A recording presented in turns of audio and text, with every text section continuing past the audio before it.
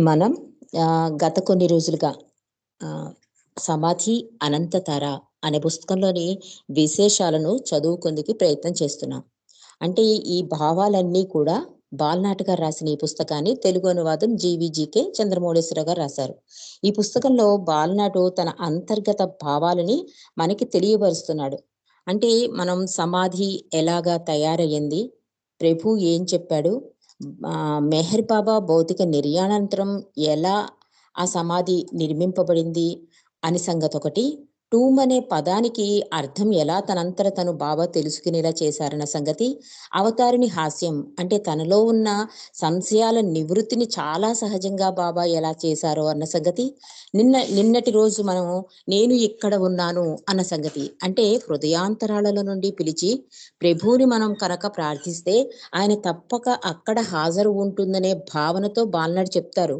అంటే భౌతికంగా బాబా దూరమయ్యాక బాలనాటి ఎప్పుడూ కూడా భౌతికంగా బాబా ఉన్నప్పుడు ఒకవేళ బాబా ఏ విదేశాలకో, నవజీవనానికో వెళ్లారనుకోండి, ఆ ఇన్ఫర్మేషన్ అంతా మండలి ద్వారా తను కనుక్కొని బాబా పలానా చోట ఉన్నారు అంటే, తన అంతర్గతంలో ఆ ఊహా చిత్రాన్ని ఊహించుకుని, బాబా అక్కడ ఉన్నట్లు, బాబాతో మాట్లాడుతున్నట్టు, బాబా సాన్నిధ్యంలో ఉన్నట్టుగా ఆయన ఊహకందేది. కానీ బాబా భౌతిక నిర్యాణానంతరం ఆయన చాలా కన్‌ఫ్యూజ్ అయిపోతారు. ఎందుకంటే సమాధిగా ఉన్నా కూడా అక్కడ ప్రేమ ప్రవాహం ఉధృతి ఆగటం లేదు. అది ఒక జలధారగా ప్రవహిస్తూనే ఉంది. ఇలా ఎలా జరుగుతోంది? ఆ పవర్ హౌస్ ఎక్కడుంది? ఆ జలము ఆ ఓట జలం ఎక్కడుందనే సంశయం ఉంటే బాబా ఆ సంశయ నివృత్తిని కూడా ఆయనకి తీర్చేస్తారు బాబా. అంటే బాబా ఎక్కడో లేరు, ఇక్కడే ఉన్నాను అని ఆ సమాధి లోపలికి బాబా సశరీరులై ఆ సమాధి లోపలికి వెళుతూ బాలనాటి నేనెక్కడున్నాను అని కనిపిస్తారు కలలో. అప్పుడు బాబా కూడా అంటారు, "కలలో నా దర్శనమైతే అది నిజ దర్శనమని." అలాంటి అనుభూతి కలిగించి బాబా అక్కడే ఉన్నారు అనే అద్భుత భావనతో ఇప్పటికీ కూడా నేను అలాగే దర్శనం చేసుకుంటున్నాను. సత్య పదార్థం నిండి ఉన్న ఆ సమాధి బాబా భౌతిక దేహంతో దర్శనాలిస్తోంది. అంటే ఆ దర్శన భాగ్యంలో అంత తన్మయులవుతున్నారు ప్రేమికులు అంటే బాబా అక్కడ ఉన్నారు అని అవగతమైంది నాకు అని చెప్తున్నాడు బాలనాటు. మరి ఈరోజు అధ్యాయంలోకెళ్దామండి. ఈరోజు వసుదైక బిందువు దీని గురించి బాలనాటి ఏం చెప్తున్నారో మనం తెలుసుకుందాం. మెహర్ బాబాతో నేను గడిపిన నా గత జీవితాన్ని ఒక్కసారి వెనకకు తిరిగి చూస్తే ఆయనతో నేను చేసిన ప్రయాణంలో అనేక సన్నిహితమైన ఆశ్చర్యం గొలిపే సంఘటనలు నాకు మార్గదర్శకములుగా నిలబడినవి. బాబా అంటే యథార్థ ఆత్మ. ఇవన్నీ తరచుగా సందర్భానుసారంగా జరిగే సంఘటనలుగా ఒప్పుతాయి. కానీ నాకు మాత్రం అవన్నీ బాబా యొక్క ఎట్టి షరతులు లేని కరుణతో దివ్యంగా నింపబడినవి. అటువంటి దీవెనలను పొందే అదృష్టానికి నేను అనర్హునని అనుకునేవాడిని. ఇటువంటి ప్రేమాన్విత లక్ష్యాలు నేను వాటిని అంగీకరించకపోయినా లేదా వాటికి యోగ్యుడను కాకపోయినా నాపై ఎలా కురిపించబడినవి అని నేను ఆశ్చర్యచకితుడనయ్యాను అంటున్నారు బాలనాటు. ఇరిచ్చి కూడా అదే అంటారండి. ఆయన సంశయం చాలా కాలం అంటే అన్నీ సర్వార్పణ అయిపోయినా కూడా బాబా చెప్పిన సౌజన్యని ఉపన్యాస రూపంలో అంత ధీటుగా అంటే బాబాయే మాట్లాడుతున్నారంత అధికార స్వరంతో ఇరిచ్చి మాట్లాడినా ఇరిచికి కొన్నేళ్ల పాటు బాబా సనాతనుడను, పురాణ పురుషుడను, అవతారుడును అంటే ఒప్పుకునేది కాదట మనసు. కానీ నిజమైన గురువుకి నిజమైన శిష్యుడిగా ఒక బానిసగా బాబాకి విధేయత చూపించడం వల్ల ఆ బాబా యొక్క కరుణ ఆ అనంతమైన కరుణ వల్లే తండ్రి నన్ను భరించాడు అని చెప్తారు ఇరిచి కూడా. ఆయనది దైవీ మానవుని అనంత దయ అంటారు. అంటే తనలో అన్ని సంశయాలున్నా కూడా తనకి సేవ చేసే భాగ్యం, ఆయనతో ఉండే భాగ్యం, రాత్రింబవళ్ళు ఆయనకి కాపలా కాసే భాగ్యం, ఇన్ని భాగ్యాలు ప్రభువు నాకు ఇచ్చాడు అంటే ఆయన యొక్క అనంత దయ అంటారు ఇరిచి. ఇక్కడ బాలనాడు కూడా అదే అంటున్నారు. నాకు జరిగిన ఈ సంఘటనలన్నీ కూడా సత్యాలే. ఆయన యథార్థ ఆత్మే. కానీ నేను అందుకు అర్హుడనా? అంటే ఇన్ని అనుభవాలు జరుగుతున్నాయి కదా ఆయనకి. అందుకు చెప్తున్నారు బాలనాటు. స్పష్టంగా నేను అయోగ్యుడనైనప్పటికీ ఈ దీవెనలు అందించడం కొనసాగుతూ బాబా ప్రేమ గుణ గణాలను ఎంచదన్న భావాన్ని నాలో స్పష్టపరిచింది. అది షరతులు లేనిది. అది ప్రసరించేందుకు కేవలం ఒక క్షమాపణకై ఎదురుచూస్తుంది. ఇక్కడ అన్వేషకుడెవరు? అన్వేషింపబడివాడెవడు అని నన్ను ఆలోచించేటట్లు ఈ భావం చేసింది. బిస్టామీలోని బయాజిద్లో 11వ శతాబ్దపు సద్గురువు ఆయన తన ఆంతరింగికులకు ఒకసారి అందించిన ప్రకటనలో దీని జవాబు నాకు దొరికింది అన్నారు బాల్నాటు. మొదట్లో నేను 4 విషయాల్లో పొరపాటు పడ్డాను. భగవంతుణ్ణి గుర్తించుకోవాలని, ఆయన్ని తెలుసుకోవాలని, ఆయన్ని ప్రేమించాలని, ఆయన్ని అన్వేషించాలని నాకు నేను వ్యసన పడ్డాను. నేను చివరి దశకు చేరుకున్నప్పుడు నేను ఆయన్ని గుర్తుంచుకొనుటకు ముందే ఆయనే నన్ను గుర్తించుకున్నాడని గమనించాను. ఆయన గురించి నాకు తెలిసిన జ్ఞానం కంటే నా గురించి ఆయనకు తెలిసిన జ్ఞానం మించిపోయింది. ఆయన యందు నాకు ఉన్న ప్రేమ కంటే ముందే నా ఎడల ఆయనకు ప్రేమ ఉన్నది. నేను ఆయనను కోరుకున్నటకు ముందే ఆయన నన్ను కోరుకున్నారు అని నాకు అవగతమైంది. ప్రతి వారి జీవితం ఒక అద్భుతమైన కొలువు సఖ్యం కాని భగవంతుడే స్వయంగా తనకు తాను తన వల్ల క్రీడించే ఆట. మన జీవితాలలో భగవంతుని చురుకైన సమక్షాన్ని అనుభవించేందుకు మరింత సన్నిహితంగా ఆయనకు చేరువయ్యేటట్లు ఆకర్షితులమయ్యేందుకు మనము కేవలము మనకు చేతనైనంత వరకు మన ప్రతి చర్య, ఆలోచన, భావాలు రూపరహిత భగవంతునికి లేదా దైవీ మానవుడికి సమర్పించుకొనుటకు ప్రయత్నించాలి. దైవీ మానవుడైన మెహర్ బాబా యొక్క అపరిమిత సహాయం ఎవ్వరికైనా సరే నిజాయితీతో ఆయన్ని పిలిస్తే లభిస్తుంది.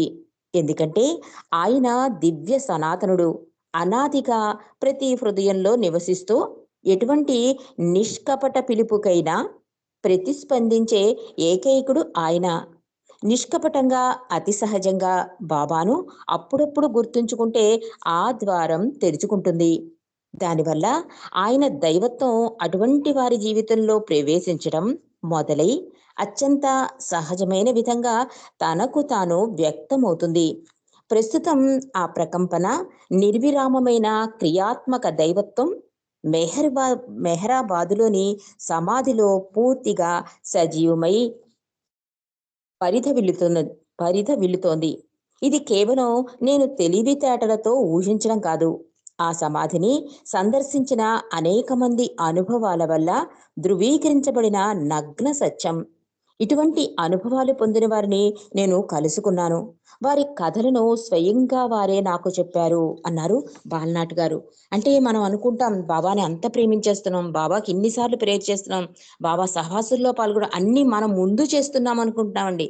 మనకన్నా ముందే ఆయన ప్రతిచర్య చేసేస్తున్నాడు అని చెప్తున్నాడు బాలనాటు. ఆయనే మనల్ని జ్ఞాపకం పెట్టుకుంటున్నాడు. ఆయనే మనల్ని అధికాధికంగా ప్రేమిస్తున్నాడు. ఆయన కరుణ మనల్ని కాపాడుతోంది. కాబట్టి మనం ఎలాంటి పరిస్థితుల్లోనా, ఎలాంటి బలహీనతల్లో ఉన్నా నిజాయితీగా ఆయన్ని పట్టుకోవడం ఉంది చూసారా? అదే అసలైన ఆయన ఆశీర్వాదం అని చెప్తున్నాడు. అసలే అంటే దానివల్ల ఆయన దైవత్వం అటువంటి వారి జీవితంలో ప్రవేశించడం మొదలై అత్యంత సహజమైన విధంగా తనకు తాను వ్యక్తమవుతుంది అని చెప్తున్నారు. అంటే ఎంత అద్భుత చర్య మనలో చేసి బాబా అందుకే నేను మిమ్మల్ని ప్రేమిస్తున్నాననే విషయాన్ని గుర్తుంచుకోండి అని పదే పదే చెప్పేది అందుకే. ఎందుకంటే అది సహజంగా మనకన్నా ముందుగానే ప్రభువు మనల్ని ప్రేమించాడన్న విషయం ఏమవుతుందంటే ఆయన దరికి ఆ దగ్గరతనాన్ని చేరుస్తుంది అని చెప్తున్నాడు బాలనాటు. కాబట్టి ఇక్కడ నేను అంటే ఆయన ఆ సమాధి లోపలికెళ్ళి దర్శించుకున్న వాళ్ళ ఆ ప్రేమికులు తమ అనుభవాలని, అనుభూతుల్ని చెబుతూ ఉంటే పరవశులైపోయారండి బాలనాటు. ఇది ఇంత అద్భుతంగా జరుగుతుందా అంటే జరుగుతుందని బాబా ఇచ్చిన అనుభూతి. దానివల్లనే బాలనాడు చెప్తున్నారు. ఇది నగ్న సత్యం అని చెప్తున్నారు. ఇటువంటి అనుభవాలు పొందిన వారిని నేను కలుసుకున్నాను. వారి కథలను స్వయంగా వారే నాకు చెప్పారు. ఇక్కడ నేను మీకు ఒక సంఘటన చెప్పదలిచాను. దీనిని నేనింకా స్పష్టంగా గుర్తు ఉంచుకున్నాను అంటున్నారు. అంటే ఎన్ని కథలు, బోల్డు కథలు విన్నారాయన. అంటే దగ్గర దగ్గరగా 69 నుంచి 70s దశకం వరకు ఆయన చాలా మంది ప్రేమికులు కలవడం, వాళ్ళ గాథలు వినడం, తన్మయం పొందడం, పారవస్యం పొందడం జరిగింది బాలనాట్లో. కానీ ఒక సంఘటన మాత్రం నేను ఇప్పటికీ నా దృష్టిలోంచి చెరిగిపోలేదు అని చెప్తున్నాడు. ఆ సంఘటన ఏంటో మనం తెలుసుకుందాం. ఒకాయన మొదటిసారిగా మెహరాబాదు చూచేందుకు వచ్చాడు. అది 1958 ఫిబ్రవరిలో మెహ్రాబాద్‌లో ప్రియతమ బాబా నిర్వహిస్తున్న సహవాసులో పాల్గొని కొన్ని పవిత్ర దినములు గడిపేందుకు నేను రైల్లో అహ్మద్‌నగర్‌కు ప్రయాణిస్తున్నాను. అంటే 1958 అంటే తండ్రి ఇంకా భౌతిక శరీరాన్ని త్యాగం చెయ్యకముందు జరిగిన సంఘటన. డోండులో రైలు మారేందుకు 4 గంటల వ్యవధి ఉన్నందున ఆ అతి పెద్ద రైల్వే జంక్షన్‌లో కొంత విశ్రాంతి తీసుకునేందుకు ఆ ప్లాట్‌ఫారం మీద ఉన్న బెంచిపై కాళ్ళు చాపి పడుకున్నాను. నేను పడుకున్న బెంచిని ఆనుకున్న మరో బెంచి మీద పొట్టిగా ఉన్న ఒక మొరటి వ్యక్తి కూర్చున్నాడు. ఆయన వేసుకున్న దుస్తులను బట్టి ఆయన ఉత్తర భారతంలోని పంజాబ్ నుండి వస్తున్నట్లు అనిపించింది నాకు. నేను సహజంగా మితభాషిని, వాగుడుకాయని కాదు. అయితే ఆ వ్యక్తే కొద్దిసేపు గడిచాక నన్ను సంభాషణలోకి దించాడు. "మీరు ఎక్కడికి వెళ్తున్నారు?" అడిగాడు ఆ వ్యక్తి. "అహ్మద్‌నగర్‌కి వెళ్తున్నాను" బదులుగా సమాధానమిచ్చాను. "ఓహ్! నేను అహ్మద్‌నగరే వెళ్తున్నాను. మీరు మీ బంధువులను చూచేందుకు వెళ్తున్నారా?" అడిగాడు ఆ వ్యక్తి. దానికి నేను ఇలా సమాధానం చెప్పాను. "కాదు" అన్నాను. ఊరుకున్నాను. ఎందుకంటే ఆయన చాలా తక్కువ మాట్లాడతారు కదా! అన్నీ పొడి పొడిగా సమాధానమిస్తున్నట్టు ఆ వ్యక్తితో. "అయితే మరి ఈ రాత్రికి ఎక్కడ ఉంటారు?" అంటూ ఒత్తిడి చేయడం వల్ల మెహర్ బాబాతో గడిపేందుకు మెహ్రాబాద్ వెళ్తున్నాను అని బదులిచ్చాను. ఆహా! మీరు మెహర్ బాబాను చూచేందుకు వెళ్తున్నారా? అయితే నేను మెహర్ బాబాను చూచేందుకే వెళ్తున్నాను. చాలా ఉత్కంఠంతో నాకు సమాధానమిచ్చాడతను. ఇది ఒక అద్భుతమైన సందర్భోచిత సంఘటన అంటున్నారు బాల్నాటు. మాటలు కలుపుతూ అతను నాతో అన్నాడు, "మీరు ఆయన్ని ఇంతకు ముందు చూచారా?" అడిగాడు. చూడకపోవడం ఏంటి? చాలా సార్లు చూశాను అని బదులిచ్చాను నేను. ఏమిటి? మీరాయన్ని చూసారా? మీరు ఆయన స్వయంగా మీ కళ్ళతో చూచారా? చాలా ఆశ్చర్యంగా నాకేసి చూస్తూ అడిగాడతను. అవును అన్నట్టు తల ఊపాను. ఆ మరుక్షణంలోనే నన్ను ఆశ్చర్యచకితుణ్ణి చేస్తూ అతడు లేచి, నిలబడి వినిపిస్తుందా? లేచి నిలబడి నా ముఖాన్ని తన చేతుల్లోకి తీసుకుని ఎంతో భక్తి ప్రపత్తులతో నా 2 కళ్ళను ముద్దు పెట్టుకున్నాడు. సాక్షాత్తు సాహెబ్ ఈ జమాన్ అంటే యుగవతారుడును సందర్శించిన కన్నులివి అంటూ నా కన్నులను హఠాత్తుగా ముద్దు పెట్టుకున్నాడు అతను. మెహర్ బాబా అతనికి మెహర్ బాబా యందు అతనికి ఉన్న ప్రేమ యొక్క తితీచకు నేను ముగ్ధున్నయ్యాను. కానీ అదే సమయంలో అటువంటి ఒక తొందరపాటు ప్రదర్శనకు నేను తత్తరపాటు చెంది కొద్దిగా ఇబ్బంది పడ్డాను. అదృష్టవశాత్తు అక్కడ ప్లాట్‌ఫారం పైన కొద్దిమందే ఉన్నారు. అతనిని కూర్చోమని అర్థించాను నేను. ఆ తర్వాత మా మధ్య సుదీర్ఘ సంభాషణ కొనసాగింది అన్నారు బాల్నాట్ గారు. అతని పేరు ఆస్మి. అతను పాకిస్తాన్‌లో లాహోర్ నుండి వస్తున్నాడని నాకు తెలిసింది. చాలా సంవత్సరాల నుండి అతను త్రికరణ శుద్ధిగా దైవాన్వేషణ చేస్తున్నట్లు, ఆధ్యాత్మిక గ్రంథాలెన్నో చదివినట్లు చెప్పాడు నాతో. అతను ఒక మహమ్మదీయుడే అయినప్పటికీ, ఇస్లాం మతం సాహిత్యానికే పరిమితం కాకుండా, హృదయపూర్వకంగా వికసించిన మనసుతో అనేక మతాల యోగుల భావగర్భిత ఇతిహాసములను కూడా చదివాడు ఆయన. 50వ దశకం మధ్య భాగంలో అతను మెహర్ బాబా గురించి విన్నాడు. ప్రగాఢమైన శ్రద్ధతో, గంభీరమైన ఆతృతతో అతను ప్రవచనాలను, భగవద్వచనాలను చదివాడు. బాబా జీవితానికి సంబంధించి ఏది దొరికితే అది సంపాదించి చదివాడు అతను. చివరకు మెహర్ బాబా యుగవతారుడని పూర్తిగా విశ్వసించాడు అస్మి. అతను మెహర్ బాబాలో సూఫీ తత్వం, వేదాంతం, క్రిస్టియానిటీ పరిపూర్ణంగా సమ్మిళితమై ఉన్నాయని అతను తెలుసుకున్నాడు. బాబా ప్రేమకు అస్మి హృదయం మేల్కొల్పబడింది. దానితో అతను మెహర్ బాబాకు ఇంగ్లీష్‌లోనూ, ఉర్దూలోనూ ఉత్తరాలు రాయడం మొదలెట్టాడు.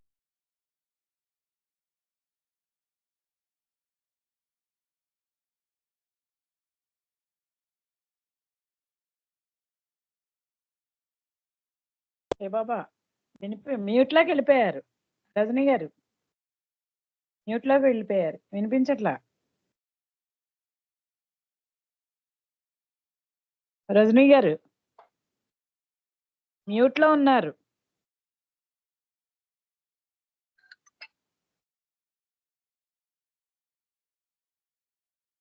హలో! ఎవరు? జయమేద్ బాబా అండి, మెహదజ్ని గారు మ్యూట్లోకి వెళ్ళిపోయారు.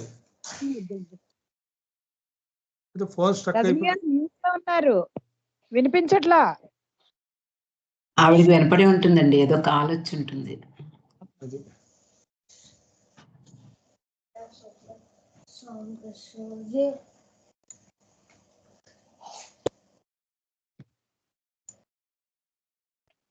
అది అన్మ్యూట్ అవ్వట్లేదు, నాకు మ్యూట్ లోకి వెళ్ళిపోయింది. ఇప్పుడు మ్యూట్ లోనే ఉన్నారు కానీ unmute.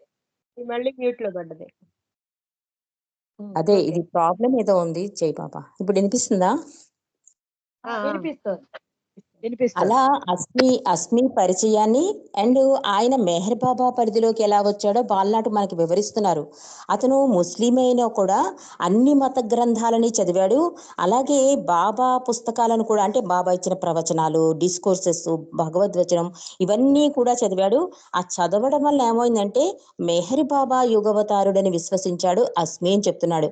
అలాగే మెహర్ బాబాలో అసూఫీ తత్వం, వేదాంతం, క్రిస్టియానిటీ పరిపూర్ణంగా అన్ని కలగలిసి ఉన్నాయి బాబాలోని తెలుసుకున్నట్టు అస్మి.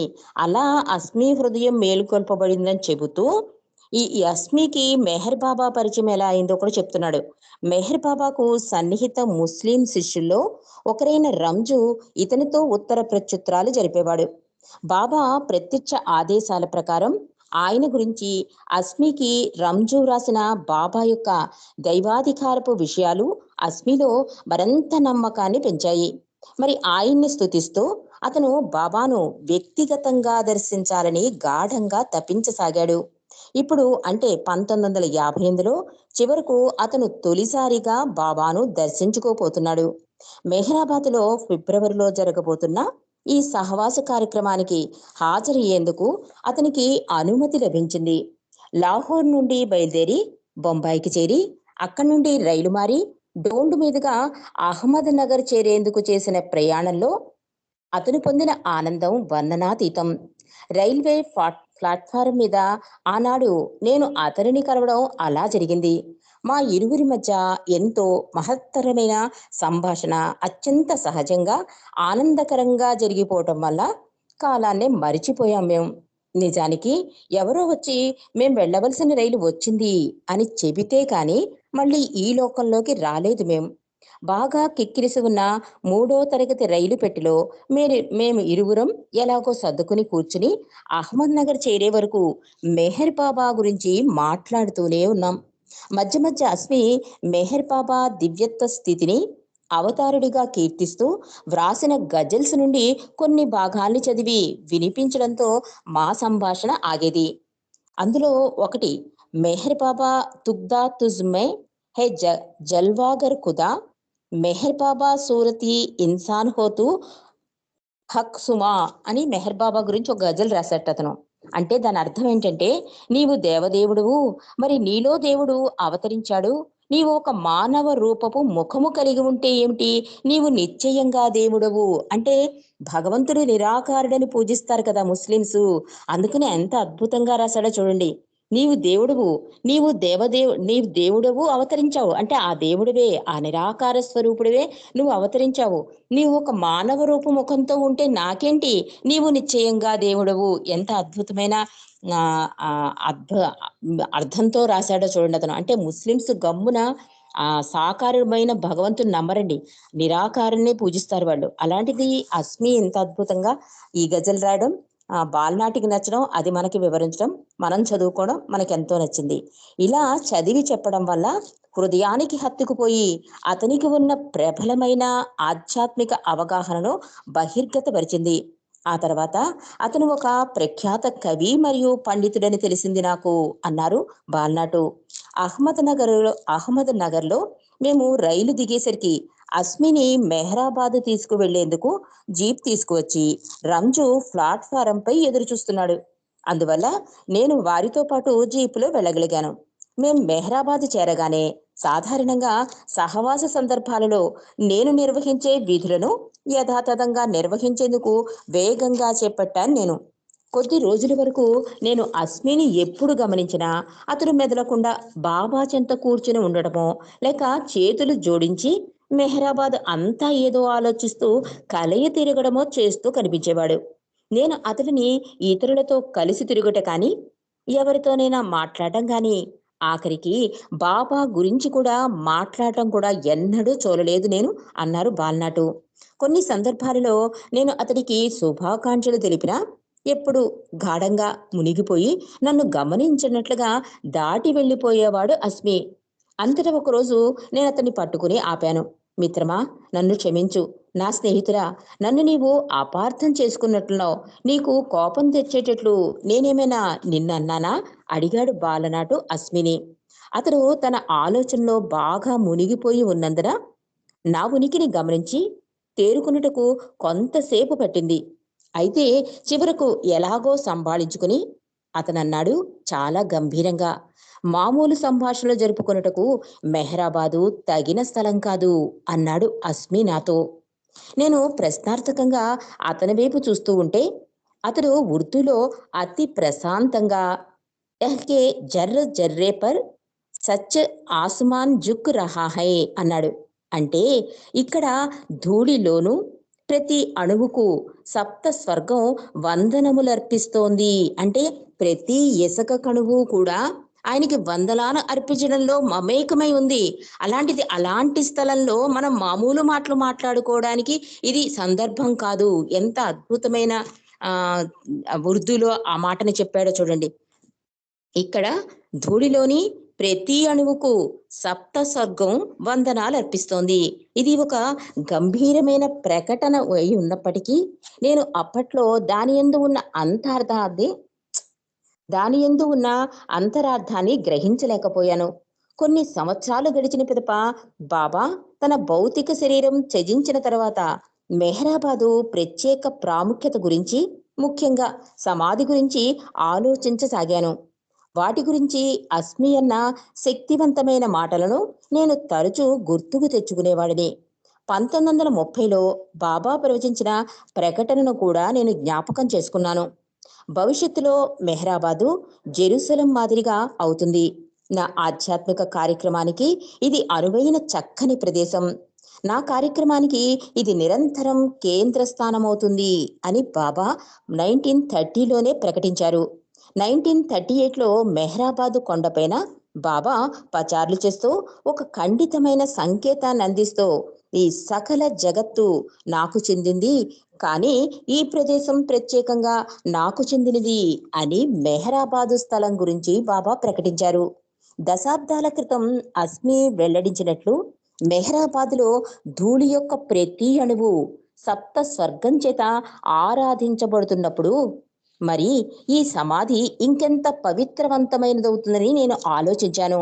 తుదకు బాబా వల్ల ప్రత్యేకంగా సమాధిగా నామకరణం చేయబడి ఈ యుగంలో అనంత చైతన్యం వల్ల ముసుగు వేయబడిన ఆయన శరీరాన్ని నిక్షిప్తం చేసే గౌరవం ఈ సమాధికి లభించింది. ఆ సమాధిలో ఆయన అక్కడ ఉన్నారు అని బాబా నా స్థాయిలో నాకు చూపించారు. ఇప్పుడు నేను అక్కడ ఆయన మీద నా ఆలోచనను లగ్నం చేయడం నాకు సహజమైంది. ఏమైనప్పటికీ వేలాది మైళ్ళ దూరం నుండి వచ్చే ఇతరులు సైతం ఇక్కడ ఆయన సమక్షాన్ని అనుభవించగలగడం ఎలా సాధ్యపడుతుందో అని నేను ఆశ్చర్యపోయాను. అలా జరగడం సాధ్యమే, నాకు ఏ మాత్రం అనుమానం లేదు. అయినా నాకు ఎక్కువ దిగ్భ్రాంతి కలిగించింది త్వరలోనే బాబా ఈ సమస్యకు పరిష్కారాన్ని విశదపరిచారు. 80వ దశకంలో మెహరాజాద్ మండలి హాలులో బాబా మండలిలో ఒకరు చెబుతున్న ఈ కథను వినడం జరిగింది. ఆ కథ చెప్పేసుకుని క్లోజ్ చేసేద్దామండి. ఆ కథ ఏంటంటే, ఒకసారి ఒక సద్గురువు బొంబాయి వంటి ఒక మహానగరంలో తన భక్తులైన ఒక కుటుంబాన్ని దర్శించేందుకు వారింటికి వెళ్ళాడు. అంటే బాలనాడు చెప్తున్నాడు, అస్మి ఆ రోజు అన్న మాట ఏంటి, ప్రతి అణువు కూడా ఆయనకు వందనాలు అర్పిస్తోంది అంటే బాబా ఎప్పుడో చెప్పేశారు జెరూసలం అంత పుణ్యక్షేత్రం అవుతుందని. అండ్ ఆ ప్రపంచం అంటే విశ్వం అంతా నాకు చెందినదైనా కూడా ఒక్క మెహరాబాద్ ఇది ప్రత్యేకంగా నాకు చెందిందని ఈ స్థలం యొక్క విశిష్టత గురించి బాబా మాటల్లో తెలుసుకున్నా. అస్మి ఆ రోజు వెల్లడించిన ఇవన్నీ అద్భుతాలు జరుగుతున్నా ఆయన అక్కడ ఉన్నారనే భావన నాలో సహజంగా కలగడానికి ఇవన్నీ కారణమయ్యాయి అని చెప్తున్నాడు. ఇక్కడ ఆశ్చర్యపోవడానికి ఏం లేదు.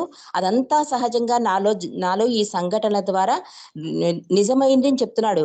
అంతేకాకుండా అలా జరగడం సాధ్యమే అంటూ ఏమాత్రం అనుమానం లేదు. ఎందుకంటే ఈ సమస్యకి పరిష్కారాన్ని విశదపరిచేది బాబాయే కనుక 80వ దశకంలో మెహరాజాదు మండలి హాల్లో బాబా మండలిలో ఒకరు చెప్తున్న ఒక కథను మీకు చెబుతాను అంటున్నాడు బాల్నాటు. ఒకసారి ఒక సద్గురువు బొంబాయి వంటి ఒక మహానగరంలో తన భక్తులైన ఒక కుటుంబాన్ని దర్శించేందుకు వారింటికి వెళ్ళాడు. మానవ రూపంలో ఉన్న భగవంతుడైన అవతారుడి సర్వ వ్యాపకత్వమునందు నమ్మకం ఉంచవలసిన అవసరం గురించి వారికి గురువు వివరిస్తున్నాడు. ఆ కుటుంబంలోని ఒక చిన్న బాలుడు అప్పుడే స్కూలుకు వెళ్ళిపోతూ ఈయన మాటలలో మర్యాదగా జోక్యం కల్పించుకున్నాడు. గురుదేవా, నన్ను క్షమించండి, నేను తమను ఒక ప్రశ్న అడగవచ్చునా అడిగాడు ఆ బాలుడు. అంతటి గురువు చిరునవ్వుతో ఆ పిల్లవాడిని దగ్గరికి చేరపిలిచి ఎంతో సౌమ్యంగా, ఏమిటి నీవు అడగాలనుకుంటున్న ప్రశ్న అడిగాడు గురువు. దానికి ఆ పిల్లవాడు అన్నాడు, అవతారుడు అంతటా అన్నింటా ఉంటాడని తమరు చెబుతున్నారు. అయితే ఆయన ఒకచోట మరియు అదే సమయంలో అన్ని చోట్ల ఎలా ఉండగలుగుతాడు అడిగాడు ఆ బాలుడు గురువుని. ఓహో, ఇదా చాలా మంచి ప్రశ్న అంటూ గురువు అతని ప్రశ్నను మెచ్చుకున్నాడు. ఇప్పుడు నీవు స్కూలుకు వెళ్ళాలి కనుక ఈ బడి ఎగరగొట్టడం ఎందుకు గాని, నీవు ఇంటికి తిరిగి వచ్చినప్పుడు దానికి జవాబును నేను చెప్పేస్తాను అన్నారు గురువు. అందుకు ఆ బాలుడు సంతృప్తి చెంది బడికి వెళ్ళిపోయాడు. అయితే ఆ రోజు సాయంత్రానికి ఆ పిల్లవాడు తన ప్రశ్న గురించి పూర్తిగా మర్చిపోయాడు. ఇంటికి తిరిగి రాగానే తన పుస్తకాల్ని తన గదిలో ఉంచుకుని ఆడుకోవడానికి బయటికి వెళ్ళిపోతుండగా గురువు చూచి చెంతకు చేరపిలిచి ఆ బాలుడితో ఇలా అడిగాడు, నీ ప్రశ్నకు జవాబు నీవింకా పొందలేదా అడిగాడు గురువు. ఏం ప్రశ్న అడిగాడు బాలుడు సిగ్గుతో కలవరపడి. నేను దాని గురించి అంతా మర్చిపోయాను అన్నాడు. గురువు చిరునవ్వు నవ్వుతో, కానీ నేను మరవలేదు. నీ దగ్గర అట్లాసు ఉందా అడిగాడు గురువు. అవును, ఉంది అన్నాడు. అందులో ఇండియా మ్యాప్ను నాకు చూపించగలవా అడిగాడు గురువు ఎంతో ఆసక్తితో. అంతటా పిల్లవాడు తన దగ్గరున్న అట్లాసు అంటే ఇండియా మ్యాప్ ఉన్న పేజీ తెరిచి చూపాడు. అప్పుడు ఆ గురువు, అయితే ఇప్పుడు బొంబాయి ఎక్కడుందో చూపగలవా అన్నాడు. వెంటనే ఇండియా పశ్చిమ తీరంలో ఉన్న ఒక ఎర్రటి చుక్కని చూపించాడు. చాలా బాగుంది, నీవిప్పుడు ఆ బొంబాయిలో ఎక్కడ ఉంటున్నావో ఆ పేటను చూపించగలవా అడిగాడు గురువు మళ్ళీ బాలుణ్ణి. ఆ పిల్లవాడు మళ్ళీ అదే ఎర్ర చుక్కను చూపించాడు. బ్రహ్మాండంగా ఉంది, మరి ఇప్పుడు మనం ఎక్కడున్నాం అడిగాడు గురువు బాలుణ్ణి. మళ్ళీ ఈసారి కూడా ఆ బాలుడు అమాయకంగా అదే ఎర్ర చుక్కను చూపించాడు. సరిగ్గా చెప్పావు అన్నాడు గురువు. ఆ ఆ ఒకే ఒక్క ఎర్రటి చుక్క మనం ఎక్కడ ఉన్నామో మాత్రమే సూచించడమే కాక, నీవు ఉన్న అపార్ట్మెంట్ కాంప్లెక్స్, నీవు ఉన్న పేటతో పాటు లక్షలాది మంది నివసించే బొంబాయి నగరాన్ని సైతం సూచిస్తోంది ఈ ఎర్ర చుక్క. ఇవన్నీ ఆ ఒకే ఒక్క చుక్కలో ఇమిడి ఉన్నాయి, అంతే కదూ అడిగాడు గురువు బాలుణ్ణి. అవును అన్నట్లు బాలుడు తల ఆడించాడు. అదేవిధంగా ఈ సకల ప్రపంచం ఆ అవతారుడిలోని అంతర్లీనమై ఉన్నది అని సమాధానమిచ్చాడు గురువు. ఈ ఉపమానంతో ఆ బాలకుడు సంతృప్తి చెందినట్లు కనిపించాడు. గురువు యొక్క ఈ వివరణ ఒక చిన్న స్కూలు విద్యార్థి స్థాయిలో అందించబడింది. ఇంతటి బ్రహ్మాండమైన స్థూల జగత్తు అతి సూక్ష్మ ప్రపంచంలో ఎలా నిండి నిబిడీకృతమై ఉన్నదో తేటపరచబడింది. ప్రేమ వలన రూపరహితుడైన భగవంతుడు ఆయా నియమిత కాలాల్లో దైవీ మానవుడిగా మానవ రూపంలో అవతరిస్తాడు. ఆయన సకల ఆకాశాన్ని కాలాన్ని తనలోనే కలిగి ఉంటాడు. మెహర్ బాబా ప్రేమ మార్గదర్శకత్వం ఎప్పుడైనా సరే ప్రతి చోట కనిపించాలి. కానీ అవి మెహ్రాబాదులోని సమాధి నుండి ఉద్భవిస్తున్నాయని నేను తలుస్తాను. సాక్షాత్తు సత్యము నిక్షిప్తమై ఆ శరీరము ఉంచిన చోటు అది కనుక ఆ సమాధి అవతారిని ప్రేమాన్విత సముఖాన్ని ప్రతిఫలింపచేస్తున్న విశ్వాత్మక చుక్కతో పోల్చుకోవచ్చును అన్నారు బాల్నాటు గారు. ఈ అధ్యాయాన్ని దానితో ముగించారు. అంటే ఆ విశ్వాత్మక చుక్క అంటే ఆయనకి ఎప్పుడు ఉండేది కదా, ఎక్కడి నుంచి వస్తుంది ఈ ప్రేమ ప్రవాహం, ఆ పవర్ హౌస్ ఎక్కడుంది, ఆ ఓటచలం ఎక్కడుంది, ఈ సంశయాలన్నీ ఆయనకి అలా కంటిన్యూస్ గా వస్తున్నాయి. చాలా మంది బాబా ప్రేమికుల కథలు విన్నాక పరవశించిపోయాక ఈ అస్మి యొక్క మాటలు, ఈ సద్గురువు యొక్క మాట, సద్గురు ఏమని చెప్తున్నాడు, ప్రపంచం ఆ బాలుడు ఏమడిగాడు, ఒక చోట ఉండే భగవంతుడు అన్ని చోట్ల ఒకేసారి ఎలా కనిపిస్తాడు అని అడిగితే ఏమని చెప్పాడు, ఇండియా మ్యాప్లో బొంబాయి ఎక్కడుందంటే అది ఆ చుక్కే చూపిస్తున్నాడు, నీ ఇల్లు ఎక్కడుందంటే ఆ చుక్కే, అన్నీ ఆ చుక్కలోనే ఉన్నాయి అన్నప్పుడు, అలా ప్రపంచమే ఆ చుక్కలో కనిపిస్తున్నప్పుడు సాక్షాత్తు నిరాకారుడైన భగవంతుడు ఎక్కడైనా ఎప్పుడైనా కనిపిస్తాడు, సందర్శించుకోవచ్చు అని చెప్తూ, కానీ దాని కేంద్రం ఎక్కడుంది అంటే ఆ విశ్వాత్మక చుక్క. మనకి ఇండియా మ్యాప్లో ఎర్ర చుక్కను చూసి బొంబాయి ఎలా అనుకుంటున్నామో, ఈ విశ్వాత్మక చుక్క మెహరాబాదు అంటే బాబా సమాధి అన్నమాట. ఆ స్థలం అది విశ్వాత్మక చుక్కై అందరికీ ఎక్కడ పడితే అక్కడ హృదయాంతరాలలో పిలిస్తే ఆయన దర్శన భాగ్యం, ఆయన విశ్వ కార్యక్రమం అలా నిర్విరామంగా జరుగుతూనే ఉంటుంది. ఆ విశ్వాత్మక చుక్క, ఆ పవర్ హౌస్ మెహర్ బాబా యొక్క సమాధిని ముగించారు వాల్నాటు. జై బాబా అండి. ఇక్కడితో ఈరోజు ఈ బుక్ రీడింగ్ ముగిస్తాం. జై మెహర్ బాబా.